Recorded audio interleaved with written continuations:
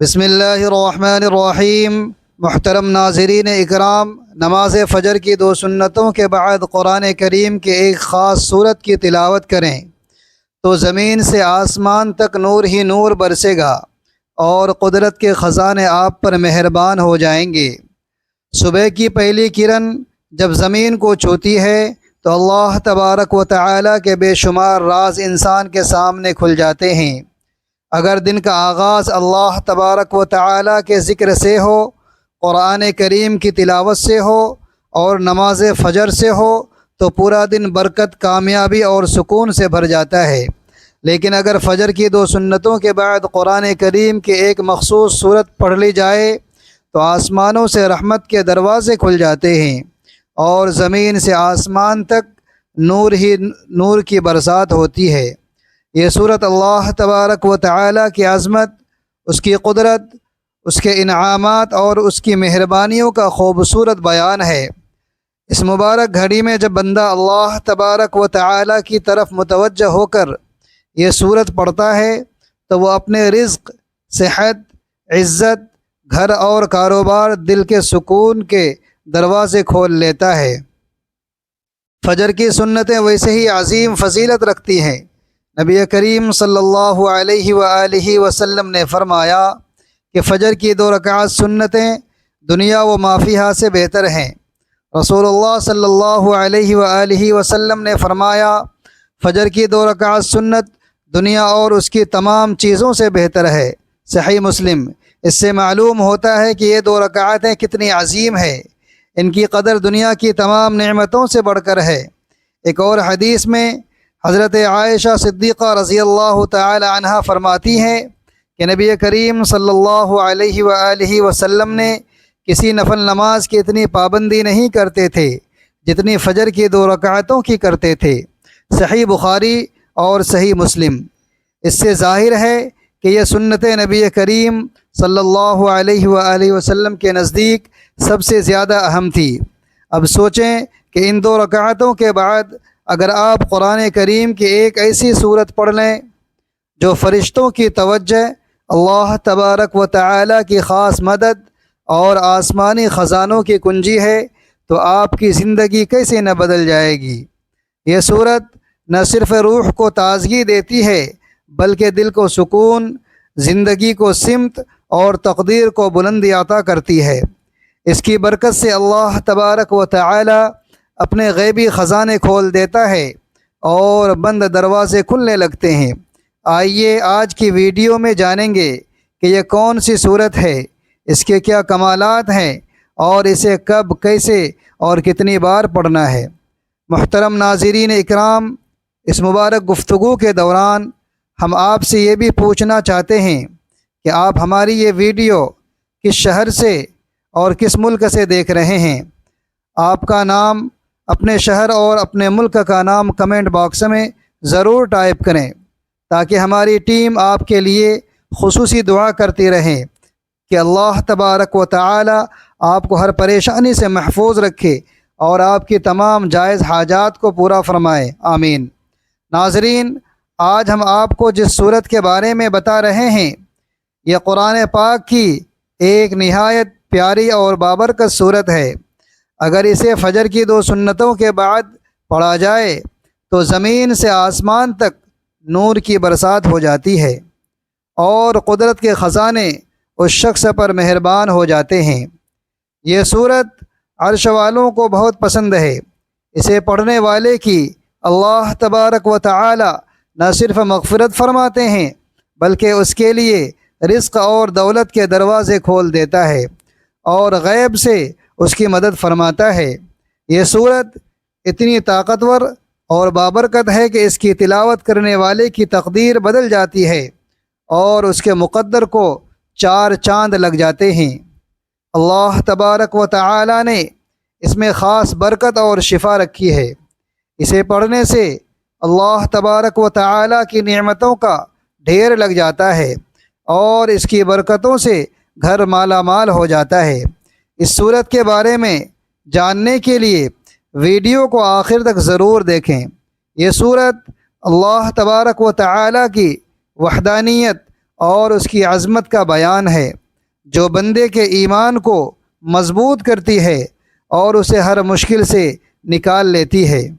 محترم ناظرین اکرام، ایک مرتبہ امیر المؤمنین حضرت علی المرتضیٰ رضی اللہ تعالی عنہ کوفہ کی مسجد میں تشریف فرما تھے۔ ایک شامی نے اٹھ کر کہا، اے امیر المؤمنین، میں آپ سے چند سوالات پوچھنا چاہتا ہوں۔ آپ نے فرمایا، سمجھنے کے لیے سوال کرو، ضد بازی کے لیے نہیں۔ مسجد میں موجود لوگ اسے حیرت سے دیکھنے لگے۔ شامی نے پوچھا، اللہ تبارک و تعالی نے سب سے پہلے کیا خلق کیا؟ حضرت علی رضی اللہ تعالی عنہ نے فرمایا، اللہ تبارک و تعالی نے نور کو خلق کیا۔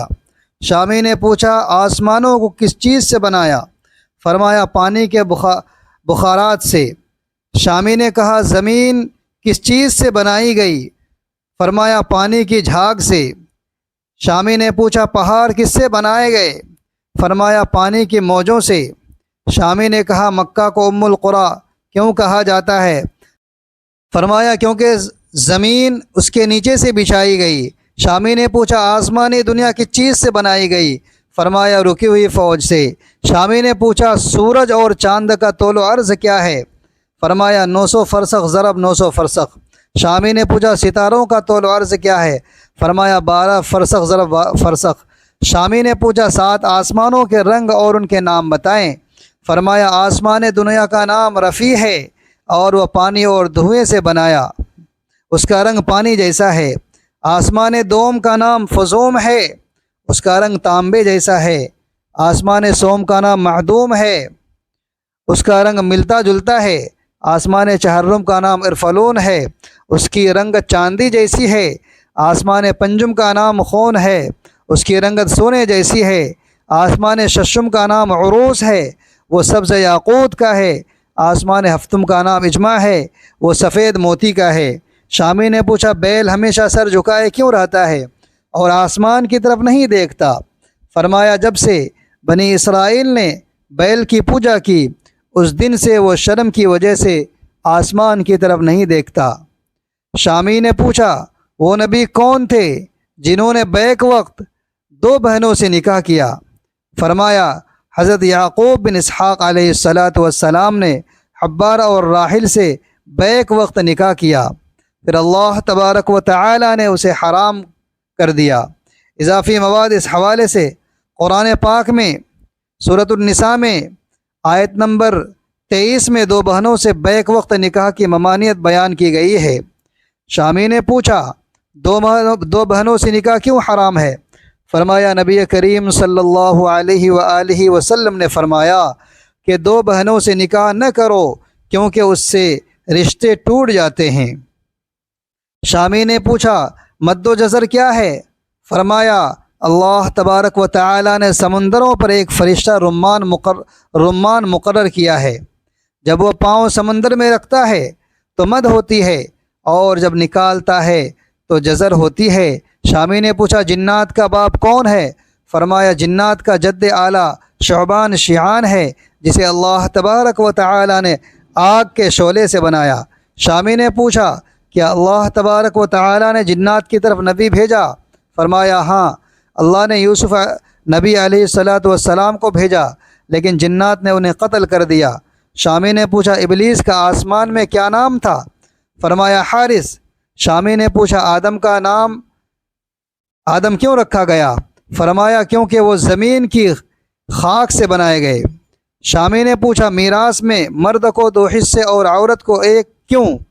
فرمایا، حوا نے خوشہ اٹھایا، اس میں 3 دانے تھے، 1 وہ خود کھا گئی اور 2 آدم علیہ السلام کو کھلائے، اس لیے مرد کو 2 حصے اور عورت کو 1 حصہ ملا۔ شامی نے پوچھا، کون سے انبیاء مختون پیدا ہوئے؟ فرمایا، اللہ نے آدم علیہ السلام کو شیس، ادریس، نوح، شام بن نوح، ابراہیم، داؤد، لوط، سلیمان، اسماعیل علیہ السلام، موسیٰ علیہ السلام، عیسیٰ علیہ السلام اور حضرت محمد مصطفیٰ صلی اللہ علیہ وسلم کو مختون پیدا کیا۔ شامی نے پوچھا، آدم کی عمر کتنی تھی؟ فرمایا، 930 سال۔ شامی نے پوچھا، سب سے پہلے شعر کس نے کہا؟ فرمایا آدم علیہ السلام نے۔ شامی نے پوچھا انہوں نے شعر کب اور کیوں کہا؟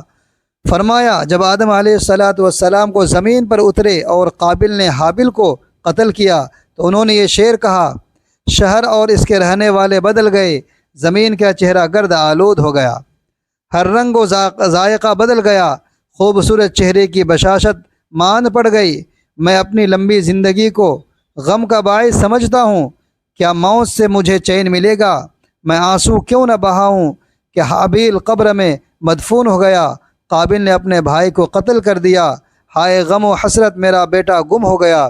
جب آدم نے یہ مرثیہ پڑھا تو ابلیس نے جواب میں شعر کہا، تو شہر سے دور ہو جا، میری وجہ سے تیری جنت تنگ ہوئی، جہاں تو اور تیری زوجہ سکون سے رہتے تھے، میری مکر سے تو بچ نہ سکا اور قیمتی سرمایہ چلا گیا۔ شامی نے پوچھا آدم علیہ السلام فراق جنت میں کتنا روئے؟ فرمایا وہ 100 سال تک روتے رہے، اس کی دائیں آنکھ سے دجلہ اور بائیں آنکھ سے فرات جتنے آنسو نکلے۔ شامی نے پوچھا آدم نے کتنے حج کیے؟ فرمایا انہوں نے 70 حج پیدل کیے۔ پہلے حج میں ایک لٹیرا ان کے ساتھ تھا جو پانی کے مقامات کی رہنمائی کرتا تھا، وہ پرندہ جنت سے آیا تھا، اسی لیے لٹیرے اور خطاف کے کھانے سے منع کیا۔ شامی نے پوچھا خطاف اپنے پاؤں پر کیوں نہیں چلتا؟ فرمایا اس نے 40 سال تک بیت المقدس کا طواف کیا اور آدم کے ساتھ روتا رہا، اسی لیے اس نے گھونسلوں میں رہائش رکھی، اس کے پاؤں اللہ تبارک و تعالی کے کتاب کی 9 آیات قیامت تک رہیں گے، یعنی سورۃ الکہف کی پہلی 3 آیات، سورہ بنی اسرائیل کی آیات 45 تا 47 اور سورہ یاسین کی آیات 9 تا 11۔ شامی نے پوچھا کفر کی ابتدا کس سے ہوئی؟ فرمایا ابلیس سے، وہی پہلا کافر ہے۔ شامی نے پوچھا نوح کا اصل نام کیا تھا؟ فرمایا سکن، انہیں نوح اس لیے کہا گیا کہ انہوں نے 950 سال تک قوم پر نوحہ کیا۔ شامی نے پوچھا کشتی نوح کا طول و عرض کیا تھا؟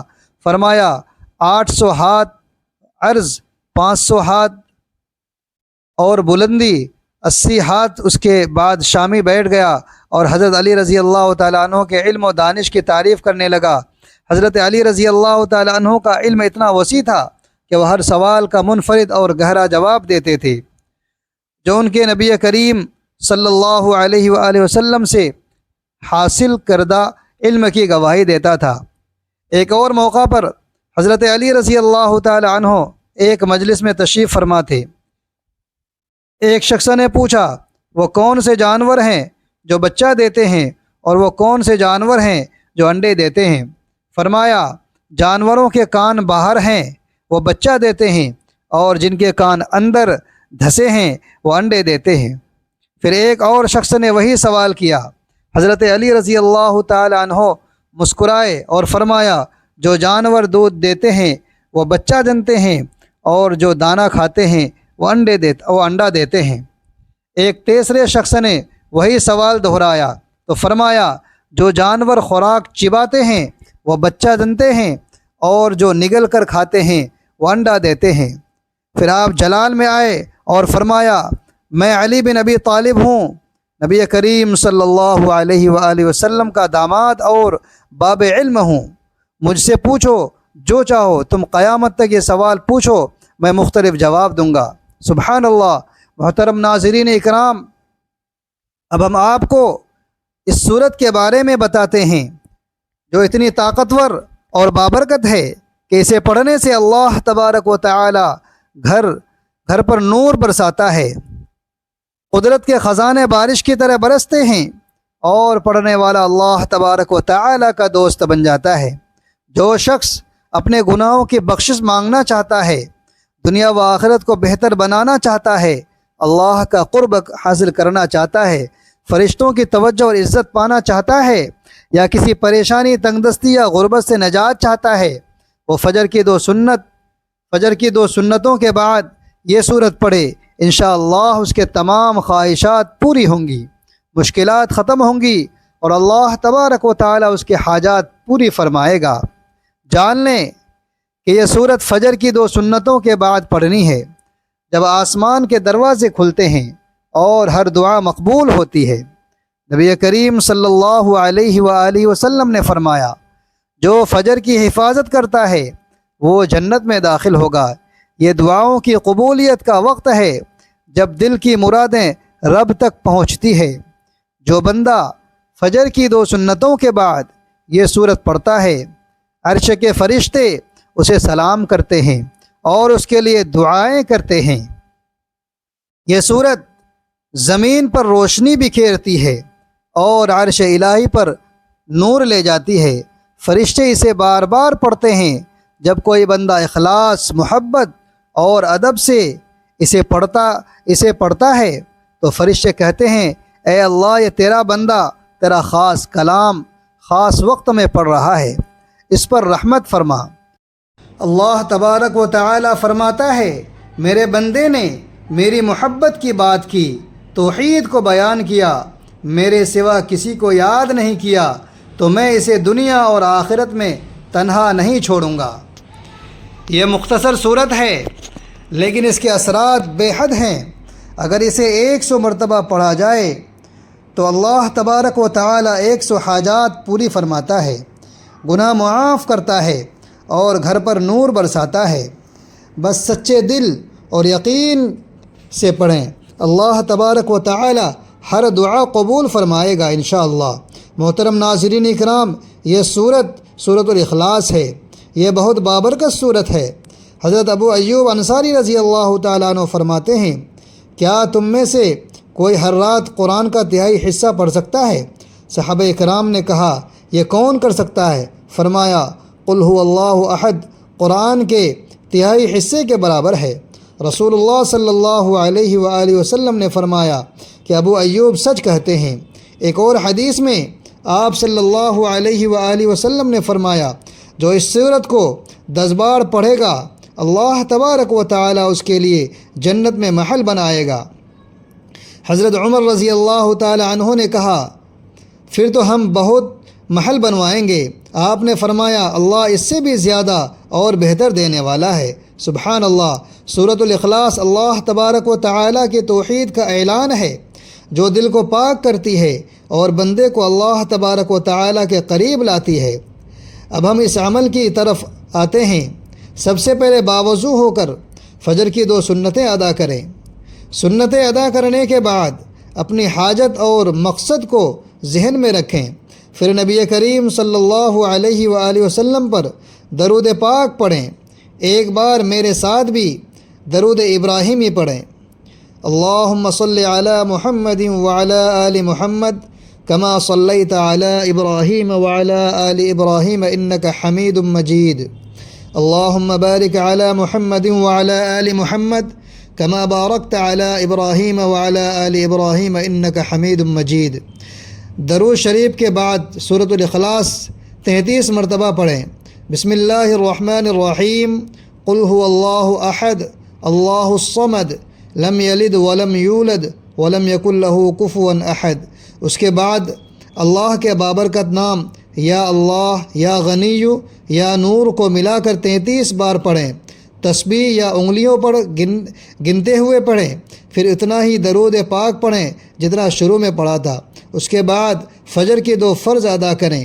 نماز مکمل کرنے کے بعد اللہ تبارک و تعالی کی بارگاہ میں رو رو کر، گڑ گڑا کر اس صورت کے واسطے سے دعا مانگیں۔ اپنی پریشانیاں، تنگدستیاں اور گناہوں پر ندامت کرتے ہوئے التجا کریں۔ انشاءاللہ اس صورت کی برکت سے اللہ تبارک و تعالی آپ کے حالات بدل دے گا۔ گھر پر خزانوں کی بارش ہوگی، زمین سے آسمان تک نور برسے گا، رزق میں بے تحاشا اضافہ ہوگا، غربت اور بیماریاں ختم ہوں گی، کیونکہ اللہ تبارک و تعالی نے اس صورت میں خاص شفا رکھی ہے۔ ناظرین اکرام، دین اسلام کی باتیں سننا، سیکھنا اور آگے پہنچانا ایک بہت ہی بابرکت اور نیکی کا کام ہے، جو انسان کو دنیا اور آخرت دونوں میں کامیابی دلاتا ہے۔ جب ہم صبح کے وقت اللہ تبارک و تعالی کے ذکر اور قرآن کریم کی تلاوت سے اپنے دن کا آغاز کرتے ہیں تو پورا دن رحمتوں اور سکون کے حصار میں گزرتا ہے۔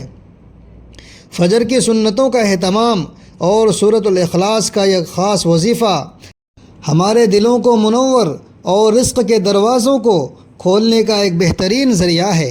ہمیں چاہیے کہ اس پرسکون عمل کو اپنی روز مرہ کی زندگی کا حصہ بنائیں تاکہ غیبی مدد اور سکون قلب ہمیشہ کے ساتھ رہے۔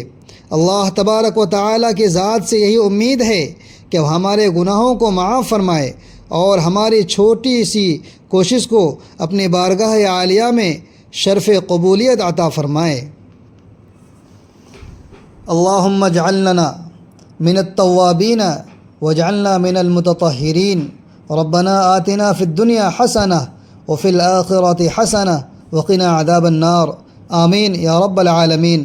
ناظرین، اس ویڈیو یا چینل کے نیچے دیے گئے سرخ رنگ کے سبسکرائب کے بٹن پر کلک کریں۔ سبسکرائب کرنے کے فوراً بعد ساتھ دیے گئے بیل آئیکن کے گھنٹے کے نشان کو دبائیں اور آل کے آپشن پر کلک کریں، منتخب کریں تاکہ ہماری ہر نئی اسلامی ویڈیو کا نوٹیفیکیشن سب سے پہلے آپ تک پہنچے۔ جزاک اللہ۔